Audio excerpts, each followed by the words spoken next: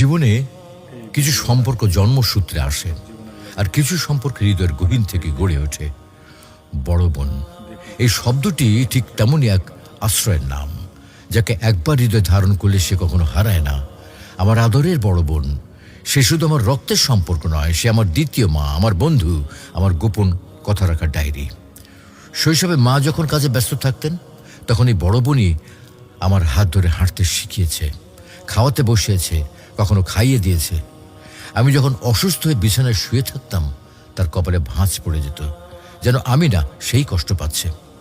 ছোটবেলার সেই নিঃস্বার্থ স্নেহ, সেই নির্ভরতা আজও আমার জীবনের শ্রেষ্ঠ স্মৃতিগুলোর মধ্যে অন্যতম। আমার বড় বোন কখনো রেগে গেছে, কখনো শাসন করছে, কিন্তু সেটা সবসময় ছিল আমার মঙ্গলের জন্য। আমি হয়তো বুঝিনি তখন, অভিমান করেছি, কেঁদেছি, কিন্তু আজ বুঝি তার প্রতিটি শাসনের আড়ালেই লুকিয়ে ছিল নিখাদ ভালোবাসা। এখন যখন সে অন্য একটা পরিবারে, সংসারে, তখনই বুঝি ঘরে সেই কোলাহল, সেই শাসন, সেই স্নেহ কি অমূল্য ছিল। একটা সময় ছিল যখন স্কুলে যাওয়ার আগে আমার চুল বেঁধে দিত, ব্যাগ গুছিয়ে দিত, এমনকি খেয়াল রাখতো যেন আমি টিফিন নিতে না ভুলি। এখন সে অনেক দূরে, কিন্তু আজও ফোনে আমার টিফিনের খোঁজ নেয়, শরীর ঠিক আছে কিনা জানতে চায়। এমন ভালোবাসা শুধু একজন বড় বোনই দিতে পারে। বড় বোন মানেই হলো ছায়া হয়ে পাশে থাকা এক মানুষ, নিজের সবটুকু দিয়ে ছোট ভাই বোনকে আগলে রাখে, নিজে কষ্টে থাকলেও মুখে হাসি রাখে, নিজের স্বপ্ন বিসর্জন দিয়ে আমাদের স্বপ্ন পূরণে সহযোগী হয়।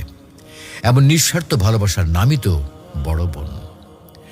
আজ যখন আমি জীবনে নানা কঠিন সময় পার করছি, তখন সেই কণ্ঠস্বর ভেসে আসে, ভয় পাস না, আমি তো আছি।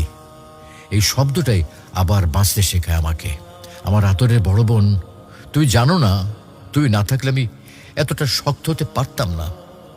তুমি আমার জীবনের আশীর্বাদ। দোয়া করি আল্লাহর কাছে, আল্লাহ যেন তোমাকে সুস্থ রাখেন, শান্তিতে রাখেন। তোমার মতো বোন পাওয়াটা আমার জীবনের শ্রেষ্ঠ উপহার।